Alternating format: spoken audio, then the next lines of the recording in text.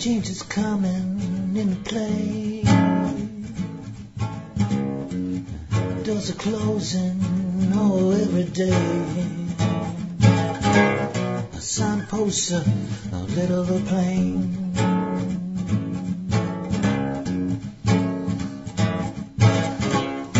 They're all men, oh, they're going insane.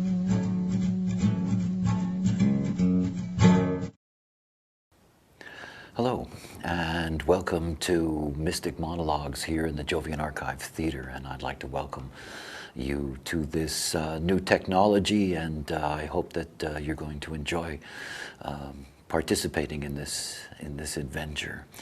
Changes in play. Changes in play. Well, that's the story, really. I think it's the story about the nature of why human design in that sense is here in the world. I think human design is here in the world because change is in play. And it is a way for us more than simply to be able to see the obvious, that is the transformation of the life that's possible for any human being with this knowledge. It is not just simply about the possibility of being able to decondition, the possibility of being able to operate correctly. It is much, much more than that.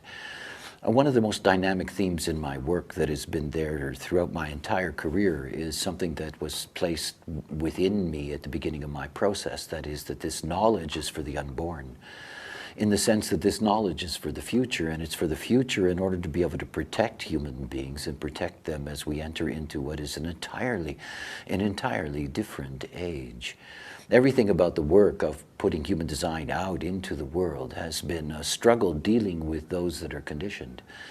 But the true beauty of this knowledge lies in the fact that it opens up the possibility for those that are coming into the world to be able to be treated correctly, and to be fed correctly, and to be raised correctly, and to be able to have all the possibilities and opportunities that are there for them to be able to realize their unique potential. I think it's important to understand that this knowledge, in a sense, is not to be taken for its spiritual context, but for its true mechanical purpose. In other words, to be able to provide us with guidelines in order for us to be healthy and correct, regardless of the times that we are living in, and times that are quite tumultuous, and the times that are coming. I'm going to take you on a journey today. And I'm going to take you on a journey into really what is the story of our time. And the story of our time is something that is deeply connected with what is referred to as global cycles. Global cycles are a way in which we measure the precession of the equinox, the way in which we can look at the larger cycles that have affected life on this planet. As a matter of fact, looking at the world through the precession of the equinox is something that was deeply a part of Hindu Brahmin culture for thousands and thousands and thousands of years. It is one of the extraordinary things about global cycles is that given we have the mechanical framework within the context of the mandala, the body graph, it gives us an extraordinary opportunity to be able to understand the impact of any given cycle and the quality of what a cycle may be. In global cycles, which is a study in and of itself, one of the things that we look at is we look at the movement of main cycles. These main cycles take about 400 years, and these cycles take the name of a right-angle cross. We happen to be in the time of the cross of planning. In fact, I think it's very difficult for anybody to even possibly imagine what's coming, because the cycle that we have lived in, we have been living in for so long. It began in 1615. That's a long time ago. It began in 1615, this cross of planning cycle. Let's think about this cross of planning. I'm going to show you an illustration now. And this is the main illustration, in a sense, of what we're going to be looking at. But I want you to have a feel of the drama, if you will, the dynamic. This particular illustration, by the way, was created by Marianne Winiger, who created a whole series of these. They're very beautiful. They're also very practical and deeply informative. And when you're looking at this, please look to the left side in the middle. And if you look to the left side in the middle, you see a keynote that says, "The way." And that you'll see beside that keynote, there are two gates that are, well, referenced. The 25th gate and the 37th gate. The cross of planning is the 37, the 40, the 16, and the 9.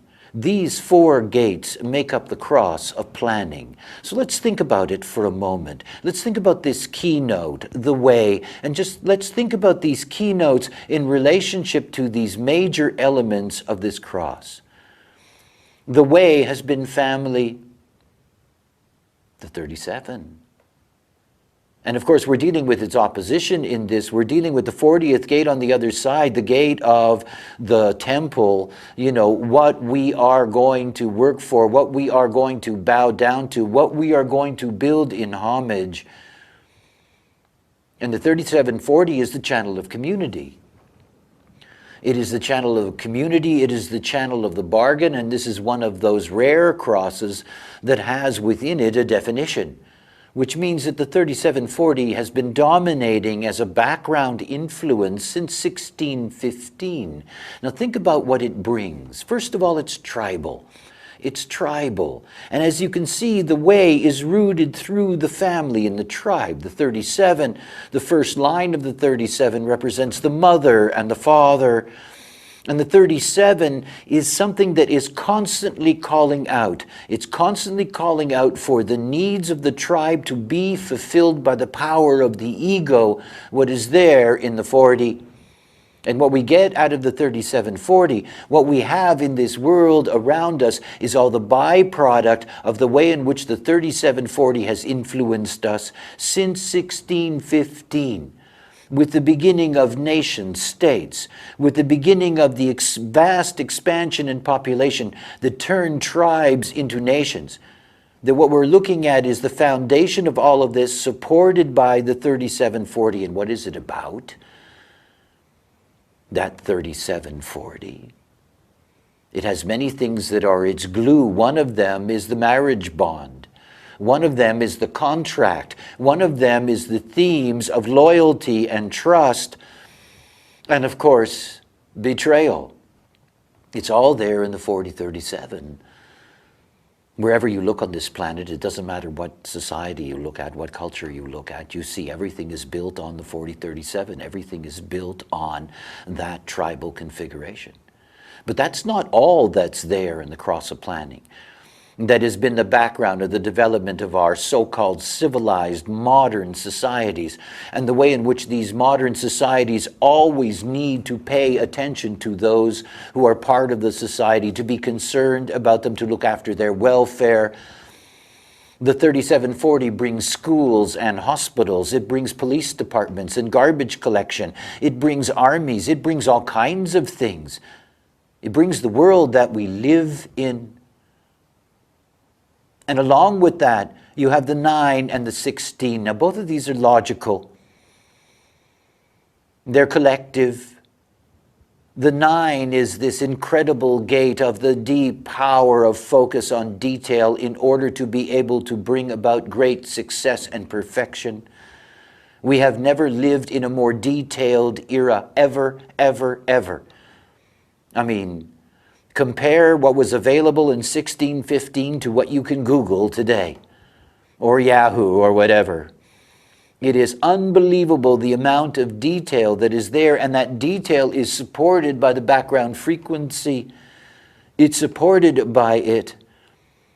This step by step, what happened in 1615, the birth of the great secular religion, science. Real science based on facts supported by the community. In 1615, London was reeling from the plague. The community said, hey, can't you figure out something like basic hygiene? Like a clever sewer system? All of a sudden, the community and the new secular science found a great relationship to each other. Look at the way in which humanity today bows down to scientists. How they bow down to doctors. All the time. It's built into the background frequency that is there, and then you have the 16. Oh, what a delight it is, that 16th gate. What it establishes is that we live in an era of extraordinary talent and the potential for the display of an articulation of talent since 1615. No other era in the history of humanity has experienced such extraordinary and rapid change. And everything about our ability to be able to advance the way we have advanced in all of these years, everything about that, our ability, is because there is this background frequency. This background frequency that binds us together. This background frequency that says we have to create services for the poor, the desperate, those that have famine, those with disease, those that are left out. We have to find a common brotherhood. We have to have world peace. We have to create the United Nations. We've got to bring everybody together. This is the cross of planning at work. And it's not like this background frequency is some kind of intellectual story. It's in your cells. Everything about us is about how imprinting works. We are constantly being imprinted in the sense that we are getting these conditioning imprints from everything around us, from the planets around us, from the neutrino ocean pouring out of the stars, and from the background frequency that dominates any age. Now something is happening. Oh yes, something is happening. You see, this cycle that we're in, this cross of planning cycle, it began in 1615. It's going to end in 2027. It's going to end in February of 2027. It's going to end in 18 years. We are in the last nodal cycle of this 400-year plus cycle. Now think about everything about our way of life. Think about the modern way of life. Think about a city, any major city in the world, and think about how it survives. I mean, think about it. How does it survive? It survives by the bargains that are structured through community. It's the only way. That it survives through this incredible detail applied to it. Think about New York City first thing in the morning and all the people who want to eat. Think about all the food that's got to get there. Think about how that food's got to be, brought in, distributed, transformed. How we have these relationships with everything around us. The whole world now is an interdependency. A huge interdependency, and an interdependency that is maintained by the background frequency, and the background frequency is fading fast. And you see, nobody on this planet is prepared for it. Nobody. In a sense, it's not even something consciously that you can prepare for, because it's hard to understand what that will be. See, I know it in smaller ways. I understand how profound that impact can be. I've been following the nodes throughout my entire career. The nodes 3 times in every 18, actually in every 9 years, form oppositions, through oppositions form definition. That is the channel 4323 or the channel 4037 or the channel 2034. It means that everybody on the planet for somewhere around 2 months is going to have an influence that is universally conditioned, and everybody is going to have to deal with that. My classic example was a couple of students of mine that I took to a cafe one day, very early in my career. The nodes were in the 4323, so everybody had this connection of the ajna to the throat, and we were sitting in this cafe and everybody was just chatting away. And I took them there and gave them the timing, so we sat there and waited for the 4323 node configuration to close, to end.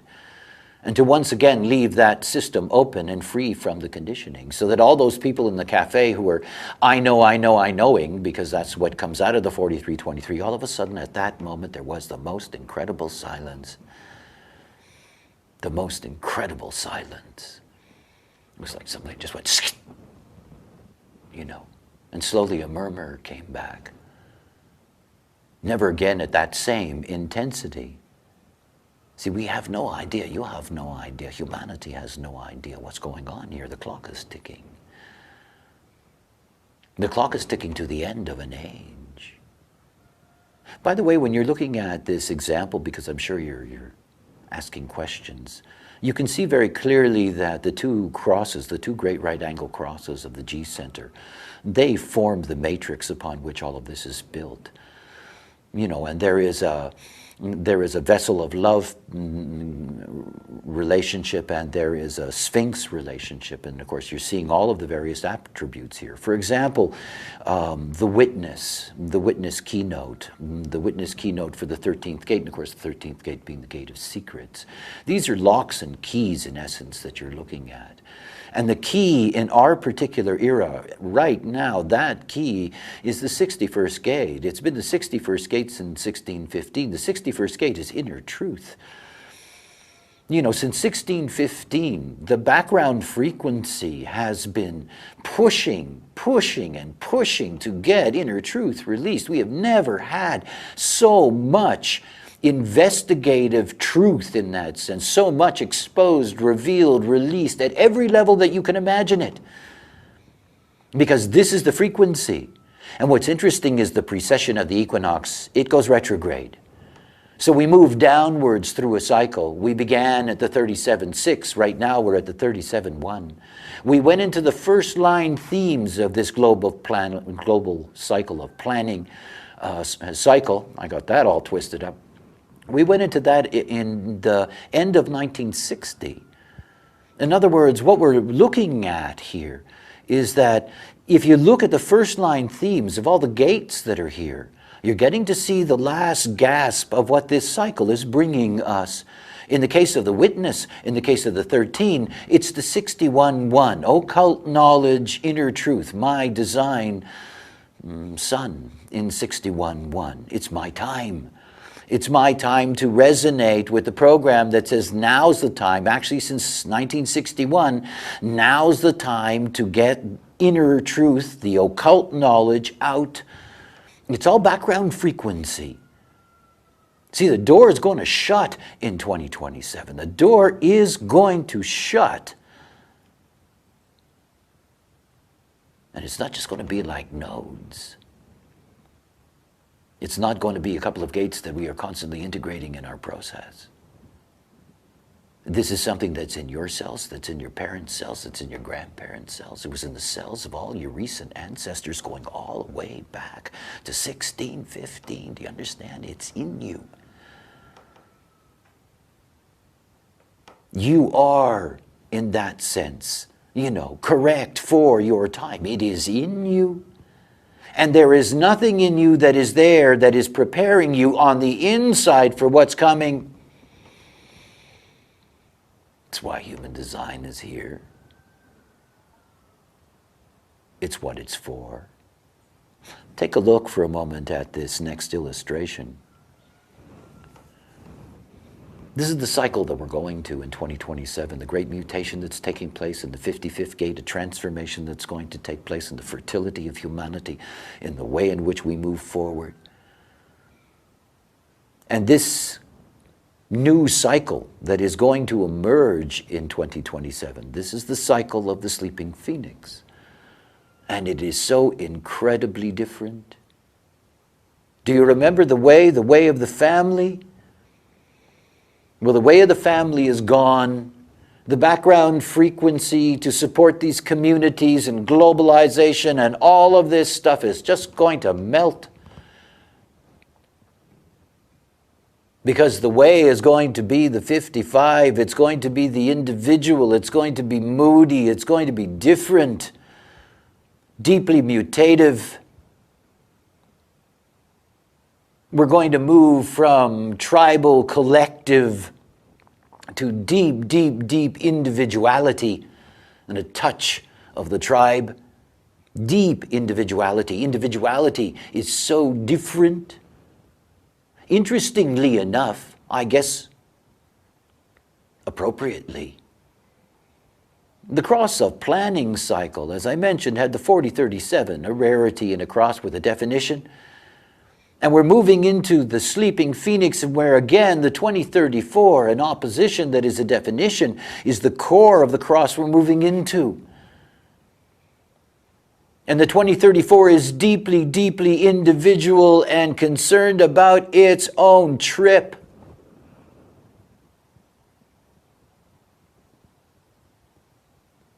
Look at the world around you now. Changes in play. Look at the financial institutions of the world as they totter. Look at our inability, regardless of our goodwill, to be able to deal with some of the most fundamental problems in the world. Disease, poverty. That the institutions that we dreamt would be the answer are institutions that simply cannot work. They do not. You know, there was this condemnation that ended up in the popular press about the me generation and the problems of the me generation. Well, I am the I generation. You see, human design is not here for now.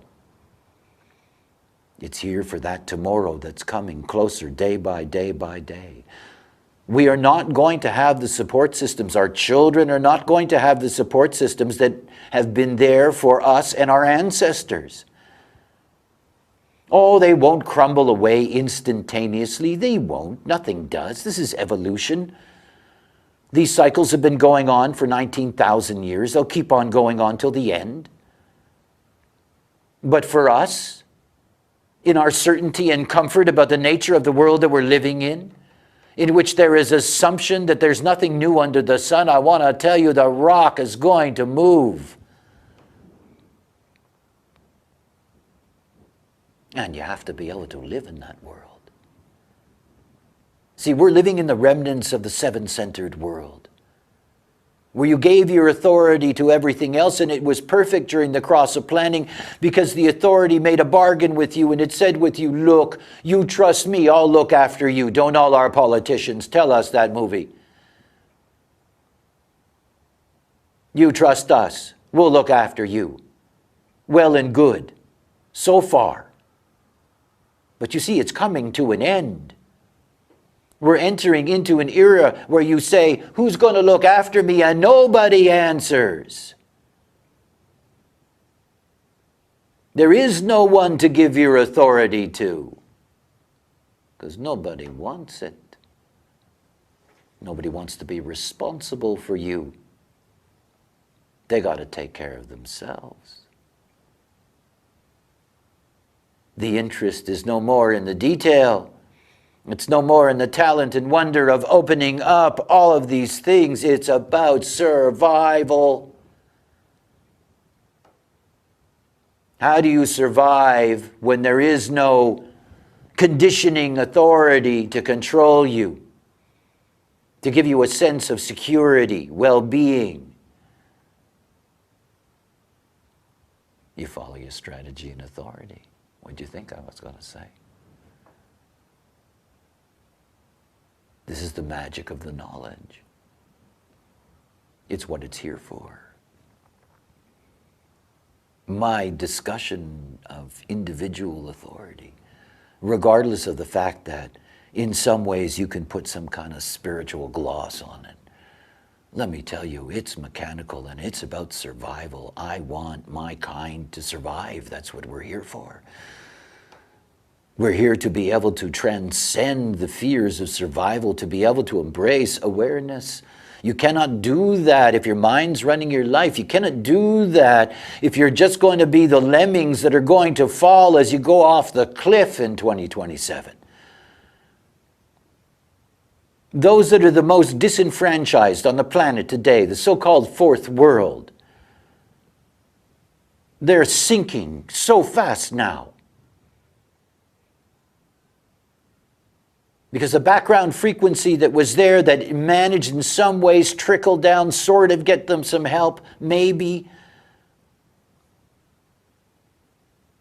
it's not going to be there. It's not going to be there in the air around you. It's not going to be there in the smell of things. It's not going to be there in your flesh. Something else is at work. We are nothing but receptors to conditioning at so many levels. Don't you think for a moment that you're in charge of anything in this movie? But oh boy, you have a chance when you understand what this is. What it means to be able to operate out of your own authority. What it means not to be at risk all your life. That either the authority you want to trust is not trustworthy, or there will be no one, looking for somebody. I teach the love of self. The love of self arises out of the sense of well-being that comes when you manage your own life correctly. Change is in play. Watch it in the movie around you every day of your life and understand something. Operate correctly, it means nothing. Not to you. Teach those who need to be taught, who are ready to be taught. Pay attention to all of those in that sense so that they understand what is possible for their children. To learn to find oneself, to learn to live by one's own authority. This is not about an awakening movement. I'm a mechanic. You look at the plans, and the plans say, look, it's very simple. You do this, and everything's okay. You don't need that authority out there to help you survive, to tell you what to do, to control your life. You don't. And you better be equipped. And it's not up to anybody else. It's up to you. Just you. The beauty of this knowledge. One person at a time. Follow your strategy and authority. And thanks for taking part. Until next time, bye for now.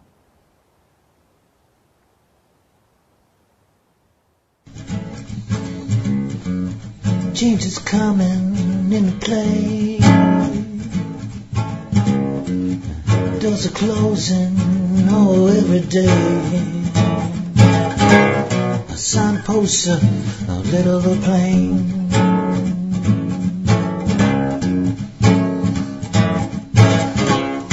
There are